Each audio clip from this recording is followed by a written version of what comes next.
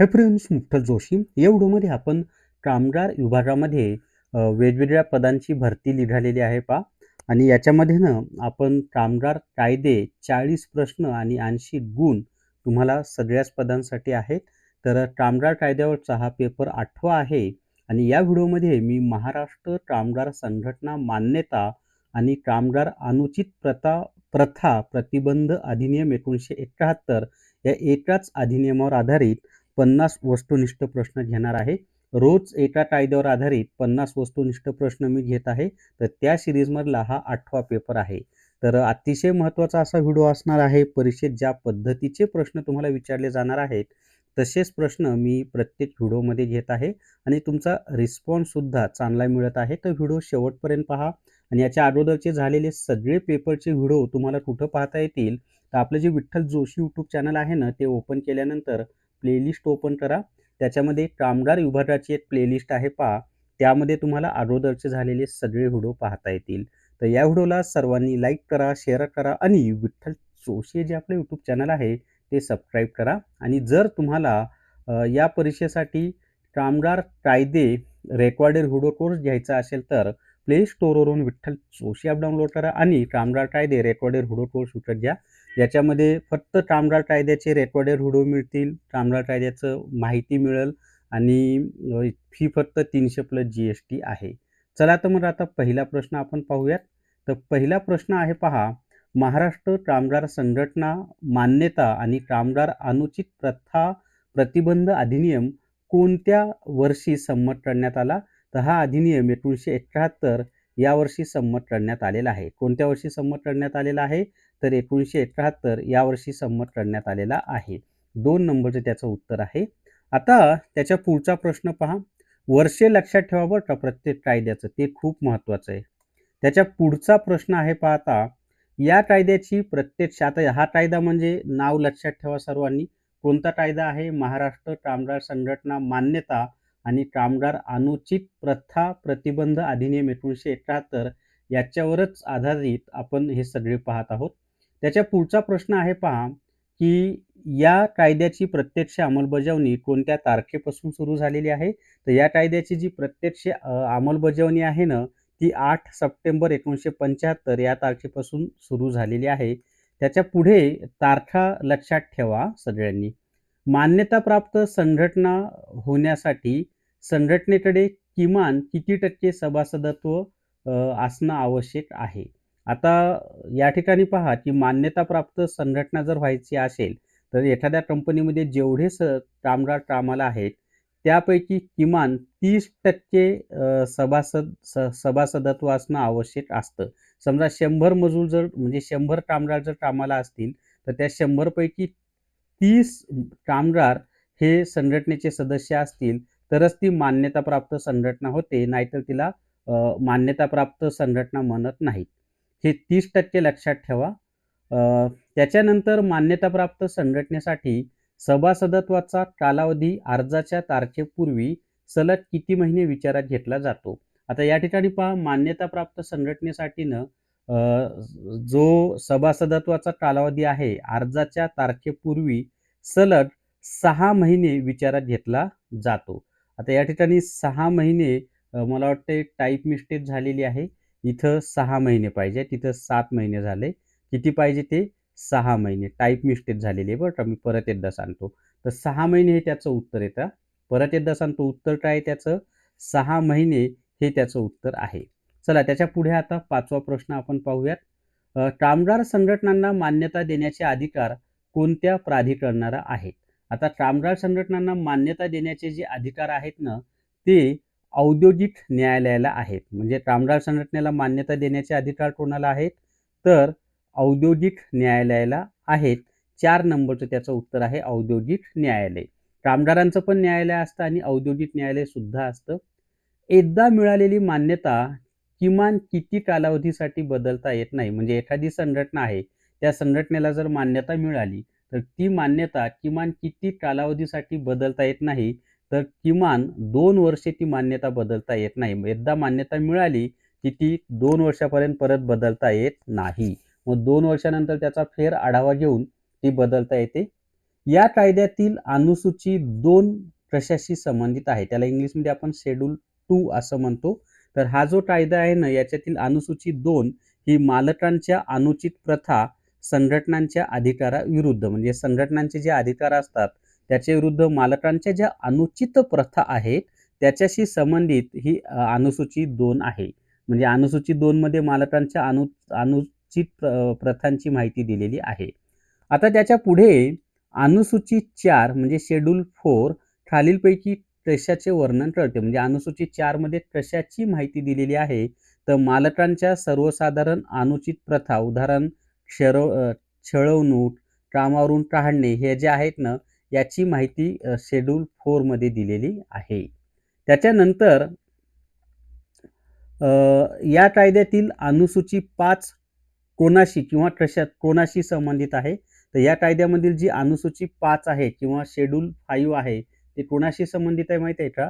तर कामगार संघटनाच्या अनुचित प्रथा, युनियन्स म्हणजे ज्या काही युनियन्स असतात कामगार संघटना, त्यांच्या ज्या अनुचित प्रथा आहेत त्याची माहिती त्या मध्ये दिलेली आहे. औद्योगिक न्यायालय स्थापन करण्याचे अधिकार कोणाला आहेत? तर औद्योगिक न्यायालय स्थापन करण्याचे अधिकार हे राज्य सरकारला आहेत. औद्योगिक न्यायालय स्थापन करण्याचा अधिकार कोणाला आहे? तर राज्य सरकारला आहे. औद्योगिक न्यायालयाच्या सदस्याची पात्रता काय असावी? आता औद्योगिक न्यायालयाचा जो सदस्य असतो ना, त्याची जी पात्रता आहे, ती आहे पहा, की तो उच्च न्यायालयाचा न्यायाधीश असावा किंवा होता, ही एक पात्रता आहे. किंवा तो जिल्हा न्यायाधीश असावा किंवा होता, म्हणजे आजी पण चालतो आणि माजी पण चालतो. तर वरीलपैकी एक किंवा 3 दोन्हीही असं त्याचं, म्हणजे एक तर दोन्हीपैकी एक पाहिजे किंवा दोन्ही असल्या तरी चालतील. चला त्याच्या पुढचा प्रश्न पाहूयात आता नेक्स्ट. 4 नंबरचं त्याचं उत्तर आहे. आता त्याच्या पुढे पहा 12 नंबरचा प्रश्न तुम्हाला स्क्रीनवर दिसेल. व्हिडिओला सर्वांनी लाईक करा बरं का. इतक्या मेहनतीनं मी व्हिडिओ बनवत आहे, तर कमीत कमी किती लाईक आले पाहिजे? तर 500 लाईक आले पाहिजे. पुढचा प्रश्न आहे, कामगार न्यायालय कशासाठी स्थापन केले जाते? ज्याला आपण लेबर कोर्ट असं म्हणतो. आता कामगार मुळामध्ये न्यायालय कशासाठी असतात? तर वादविवाद झालेले आहेत ते सोडवण्यासाठी. मग कामगार न्यायालय कशासाठी स्थापन केलं जातं? तर अनुसूचित 4 मधील अनुचित प्रथा आणि फौजदारी प्रकरणांसाठी कामगार न्यायालयाची स्थापना केली जाते. म्हणजे कामगारांच्या संदर्भात जे काही वादविवाद आहेत ते सोडवण्यासाठी. तपासी अधिकारी, इन्व्हेस्टिगेटिंग ऑफिसर यांची नियुक्ती कोणामार्फत केली जाते? तर हे जे तपासी अधिकारी आहेत ना, यांची जी नियुक्ती आहे ती कुणामार्फत केली जाते? तर राज्य सरकारमार्फत केली जाते. 1 नंबरचं त्याचं उत्तर आहे राज्य सरकार यांच्यामार्फत त्यांची नियुक्ती केली जाते. एखादी संघटना मान्यता रद्द होण्यास कधी पात्र ठरते? आता एखादी संघटना मान्यता रद्द होण्यास कधी पात्र ठरत असते माहिती आहे का? तर त्याचं उत्तर आहे पहा, जर तिने बेकायदेशीर संप पुकारला असेल तर तिची मान्यता रद्द होते. बरोबर आहे. जर सभासदत्व 30% कमी झाले असेल तर मान्यता रद्द होते. बरोबर आहे. पण एकदा मान्यता मिळाल्यानंतर 2 वर्षानंतर त्याचं मूल्यमापन केलं जातं आणि 30% कमी जर सदस्य झाले तर ते मान्यता काढून घेण्यात येते. जर तिने अनुचित कामगार प्रथा वापरली असेल तर मान्यता काढून घेण्यात येते. म्हणजेच याचं उत्तर आहे वरील सर्व. कारण हे तिन्ही गोष्टींमुळे त्याची मान्यता काढून घेतली जाते. म्हणून याचं उत्तर आहे वरील सर्व पर्याय बरोबर आहेत. 4 नंबरचं त्याचं उत्तर आहे. आता त्याच्या पुढे पहा, मान्यताप्राप्त संघटनेच्या अधिकारांमध्ये कशाचा समावेश होतो? आता हा मान्यताप्राप्त संघटनांचे जे अधिकार आहेत ना, त्याच्यामध्ये कशा-कशाचा समावेश होतो? तर मालकांशी सामूहिक वाटाघाटी करणे, बरोबर आहे. नोटीस बोर्डचा वापर करणे, बरोबर आहे. सभासदांची वर्गणी जमा करणे, बरोबर आहे. म्हणून याचं उत्तर आहे वरील सर्व. अजूनही आपल्याला 35 प्रश्न पाहायचे मित्रांनो. पण जर तुम्हाला कामगार आयुक्तालय रेकॉर्डेड व्हिडिओ कोर्स घ्यायचा असेल तर प्ले स्टोअरवरून विठ्ठल जोशी ॲप डाउनलोड करा आणि कामगार आयुक्तालय रेकॉर्डेड व्हिडिओ कोर्स विकत घ्या. याची फी 500 प्लस GST आहे आणि याच्यामध्ये कामगार कायदे, GK, मराठी व्याकरण, इंग्लिश ग्रामर, बौद्धिक चाचणी या सगळ्यांची तुमची तयारी होते. माझा सल्ला असा राहील की कामगार आयुक्तालय रेकॉर्डेड व्हिडिओ कोर्स घ्या. म्हणजे कामगार कायद्याची तर तयारी होतीच आणि जे इतर विषय आहेत ना, GK, मराठी, इंग्लिश, गणित, बुद्धिमत्ता, याचा फायदा तुम्हाला तलाठी भरती असेल किंवा इतरही आता भरपूर डिपार्टमेंटच्या परीक्षा येणार आहेत, त्या सगळ्या परीक्षांना होईल आणि कारण 1 वर्षापर्यंत हा कोर्स तुमच्याकडे असतो. अनलिमिटेड वॉच टाईम आहे. किती वेळा तुम्ही हे व्हिडिओ पाहू शकता आणि फी फक्त 500 प्लस जी-एस-टी आहे. चला त्याच्या पुढचा प्रश्न पाहूयात आता. नेक्स्ट 16 नंबरचा प्रश्न आता तुम्हाला स्क्रीनवर दिसेल पहा. प्रश्न असा आहे, बेकायदेशीर संप म्हणजे काय? आता बेकायदेशीर संप म्हणजे काय माहिती आहे का? तर पूर्व सूचना न देता केलेला जो संप असतो ना, त्याला बेकायदेशीर संप असे म्हणतात. कशाला बेकायदेशीर संप म्हणतात? तर पूर्व सूचना न देता केलेला संप 1 नंबरचं त्याचं उत्तर आहे. आता त्यापुढे पुढचा प्रश्न आहे, अनुचित कामगार प्रथा थांबवण्यासाठी न्यायालय कोणता आदेश देऊ शकते? एखादी अनुचित प्रथा, कामगार प्रथा थांबवण्यासाठी न्यायालय कोणता आदेश देऊ शकते माहिती आहे? तर स्थगिती आदेश देऊ शकते म्हणजे स्टे ऑर्डर. जैसे थे म्हणजे जशी परिस्थिती आहे तशीच ठेवा, स्टेटस क्वो म्हणतात त्याला, तो आदेश देऊ शकते. अंतरिम आदेश म्हणजेच इंटेरिम ऑर्डर पण देऊ शकते. म्हणून त्याचं उत्तर आहे वरील सर्व. 4 नंबरचं त्याचं उत्तर आहे, की कामगारांच्या हितासाठी हे सगळे निर्णय घेतले जातात बरं का. मेन कामगारांचं हित सगळ्यांच्या मुळाशी असतं. न्यायालयाच्या आदेशाचे उल्लंघन केल्यास शिक्षेची तरतूद काय आहे? आता न्यायालयानं जो काही आदेश आहे न्यायालयानं जो काही आदेश दिलेला आहे त्याचं जर उल्लंघन केलं ना, तर 3 महिन्यांपर्यंत कारावास किंवा दंड किंवा दोन्ही शिक्षा. ते शिक्षा पाठ करा सगळ्या कायद्यामधील. हे महत्वाचं आहे. कलम, तारखा आणि शिक्षा. तर न्यायालयाच्या आदेशाचे उल्लंघन केल्यास शिक्षेची तरतूद काय आहे? तर 3 महिन्यांपर्यंत कारावास किंवा दंड किंवा दोन्ही, असं त्याचं उत्तर आहे. विधी मदत म्हणजेच लीगल एड मिळवण्याचा अधिकार कोणाला आहे? तर विधी मदत म्हणजे न्यायालयामध्ये गेल्यानंतर जी काही कायदेशीर मदत असते तीच विधी मदत. तो मिळवण्याचा अधिकार कोणाला आहे? तर पात्र कामगारांना किंवा त्यांच्या संघटनांना आहे. संघटनांना आणि कामगार दोघांनाही पण तो अधिकार आहे. त्याच्या पुढे आता 20 नंबरचा प्रश्न पहा. कामगार न्यायालयात कोणाला हजर राहण्याचा अधिकार आहे? तर कामगार न्यायालयामध्ये कोण हजर राहू शकतो? वकील हजर राहू शकतो. मान्यताप्राप्त संघटनेचे प्रतिनिधी हजर राहू शकतात. स्वतः कामगार हजर राहू शकतो. म्हणून याचं उत्तर आहे वरील सर्व. 4 नंबरचं त्याचं उत्तर आहे वरील सर्व. आता मान्यताप्राप्त संघटनेने अर्जाच्या किती काळ आधी बेकायदेशीर संपात भाग घेतलेला नसावा? आता मान्यताप्राप्त जी संघटना आहे ना, तिने अर्जाच्या किती काळ आधी बेकायदेशीर बेकायदेशीर संपात सहभाग घेतलेला नसावा? तर त्याचं उत्तर आहे 6 महिने. काय उत्तर आहे त्याचं? 6 महिने हे त्याचं उत्तर आहे. 3 नंबरचं उत्तर आहे 6 महिने. त्याच्या पुढे पाहूयात आता. अनुचित कामगार प्रथेची तक्रार कोठे दाखल करावी लागते? तर अनुचित कामगार प्रथेची जी कंप्लेन आहे ना, ती कुठे दाखल करावी लागते? तर औद्योगिक न्यायालय किंवा कामगार न्यायालयामध्ये दाखल करावी लागते. तर औद्योगिक न्यायालयात दाखल करा, इंडस्ट्रियल कोर्ट किंवा कामगार न्यायालय म्हणजे लेबर कोर्ट, या दोन्हीपैकी कुठेतरी एका ठिकाणी दाखल करता येते. तक्रार दाखल करण्यासाठी घटनेपासून किती दिवसांची मुदत असते? तर जी काही घटना घडलेली आहे, अनुचित घटना, त्या घटनेपासून 90 दिवस म्हणजेच 3 महिन्याच्या आत कंप्लेंट दाखल करावी लागते. लक्षात आले? घटना घडल्याच्या किती दिवसापर्यंत? तर 90 दिवस किंवा 3 महिने. व्हेरी IMP आहे, पाठ करून ठेवा तुम्ही हे सगळ्यांनी. चला त्याच्या पुढे आता 24 नंबरचा प्रश्न पाहूयात. एखाद्याला कामावरून काढलेल्या कामगाराला पुन्हा कामावर घेण्याचे आदेश कोण देऊ शकतो? आता एखादा जो कामगार आहे त्याला, 1 मिनिट, सेटिंग हे झाली आपली. एकच मिनिट द्या मला. तर एखाद्याला कामावरून काढल्यानंतर त्याला परत कामावर घेण्याचे आदेश कोण देऊ शकतात माहिती आहे का? तर त्याचं उत्तर आहे पहा, कामगार न्यायालय ते आदेश देऊ शकतात. कोण आदेश देऊ शकतात? तर कामगार न्यायालय. एखाद्याला कामावरून काढलेल्या कामगाराला पुन्हा कामावर घेण्याचे आदेश हे लेबर कोर्ट किंवा कामगार न्यायालय देऊ शकतं.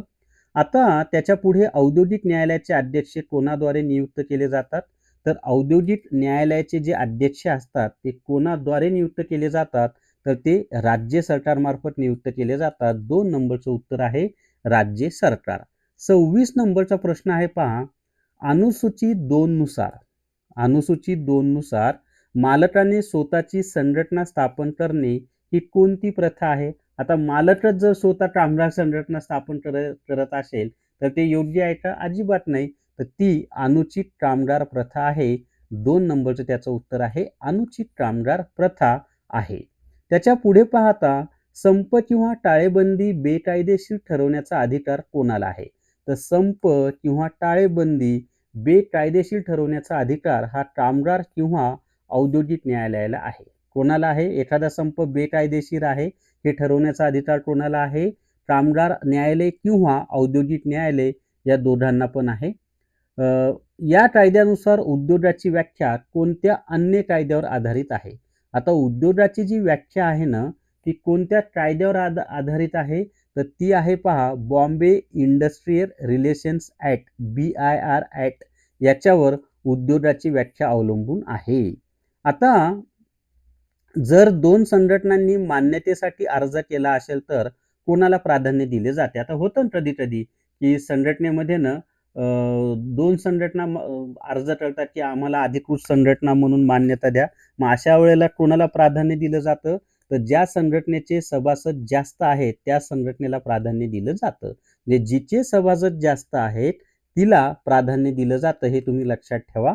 त्याच्या पुढे आता 30वा प्रश्न पाहूयात आपण.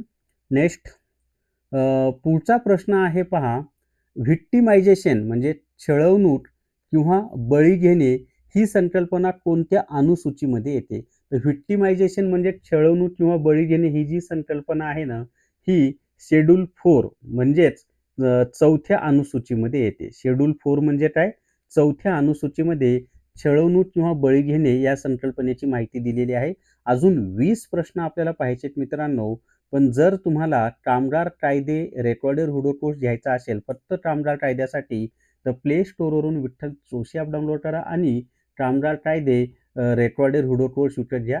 पण माझा स्वतःचा सल्ला असा राहील की ₹200 तुमचे जास्त जातील, पण कामगार आयुक्तालय रेकॉर्डेड व्हिडिओ कोर्स घ्या. याच्यातून कामगार कायदे तर होतातच, पण बाकीचे जे विषय आहेत ना GK, मराठी व्याकरण, इंग्लिश ग्रामर, बौद्धिक चाचणी त्याचा फायदा तुम्हाला तलाठी भरती असेल किंवा आता बेस्ट वाहक आलेला आहे किंवा आरोग्य विभागामध्ये गट ड ची भरती आहे किंवा इतर ज्या परीक्षेला हे विषय आहेत त्या सगळ्या परीक्षांसाठी तुम्हाला या कोर्सचा फायदा होईल. कारण 1 वर्ष तुमच्याकडे हा कोर्स राहतो.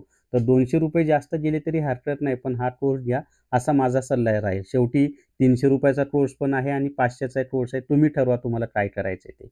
चला त्याच्या पुढचा प्रश्न आहे आता नेक्स्ट. पुढचा प्रश्न आहे पहा 31 नंबरचा. औद्योगिक न्यायालयाच्या आदेशाविरुद्ध दाद कोठे मागता येते? आता औद्योगिक न्यायालयानं जो काही निर्णय दिलेला आहे त्याच्या विरोधामध्ये कुठे दाद मागता येते माहित आहे का? तर उच्च न्यायालयामध्ये दाद मागता येते. आणि होतं ना की ज्याच्या विरोधात निर्णय देण्यात आलेला आहे त्याला ते मान्यच नसतं, मग तो उच्च न्यायालयामध्ये जातो. कामगारांना संपावर जाण्यापासून जबरदस्तीने रोखणे ही कोणाची अनुचित प्रथा आहे?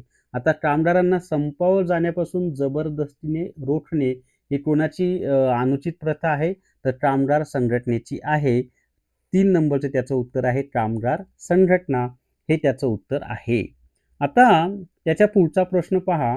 कराराचा भंग करणे ही मालकाची अनुचित प्रथा कोणत्या अनुसूचित आहे? आता जो काही ॲग्रीमेंट झालेला आहे म्हणजे मालक आणि कामगार संघटनांमध्ये त्याचा भंग करणे याची माहिती कोणत्या अनुसूचीमध्ये दिलेली आहे?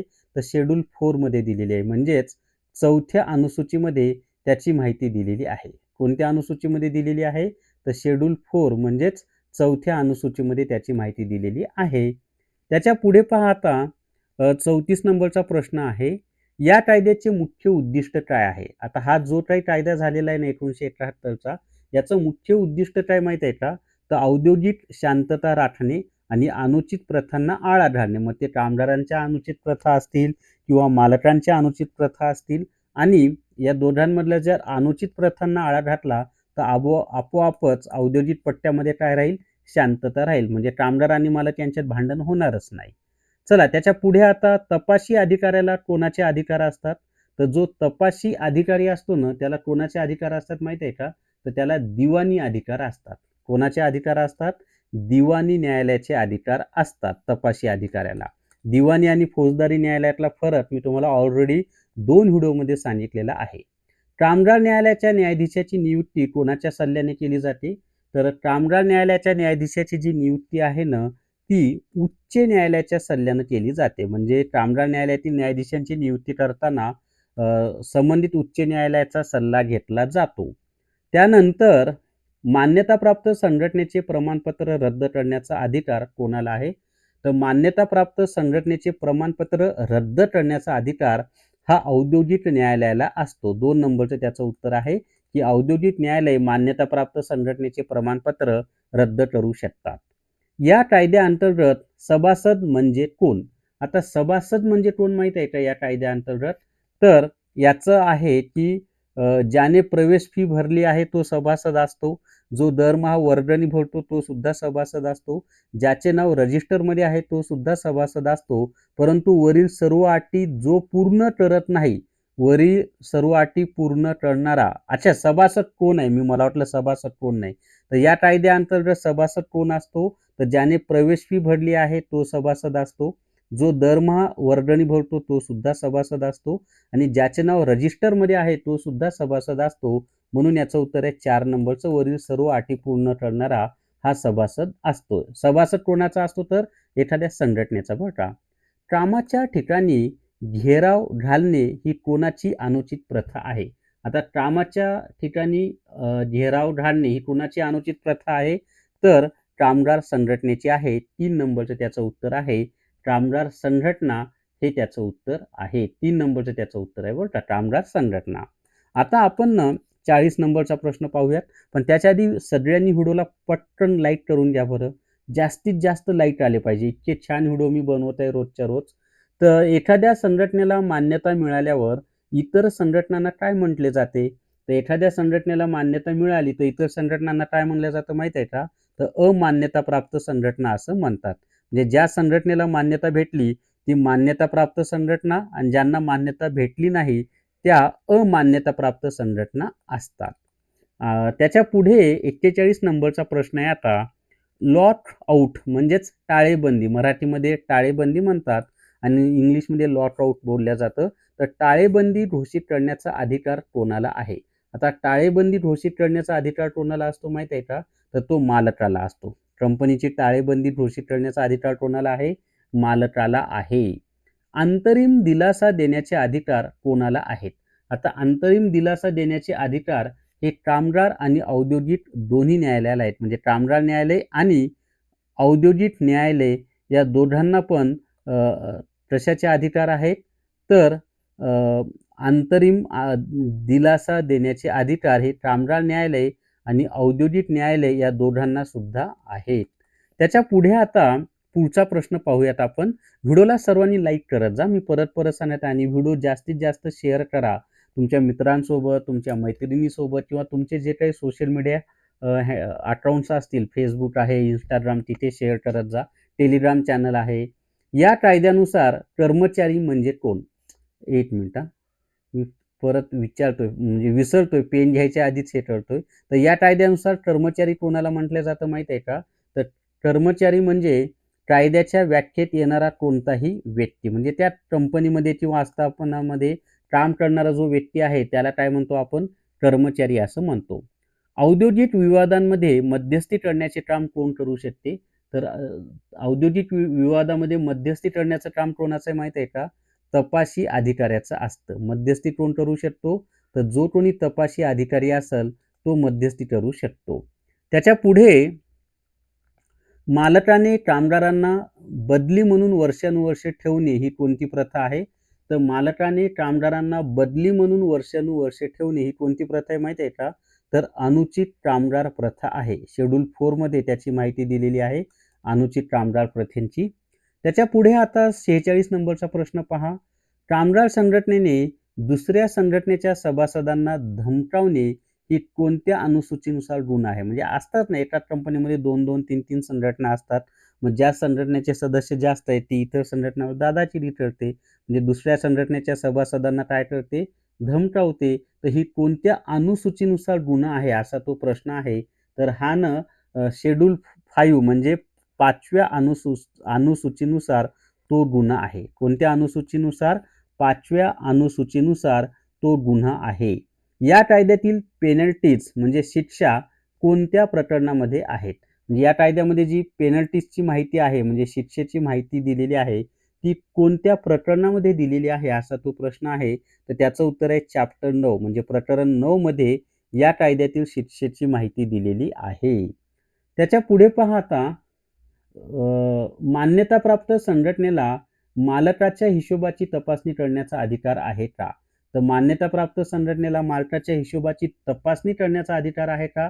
तर हो, विशिष्ट परिस्थितीमध्ये मान्यताप्राप्त संघटना मालकाच्या हिशोबाची तपासणी करू शकते. पण विशिष्ट परिस्थितीमध्ये हे खूप महत्त्वाचं आहे.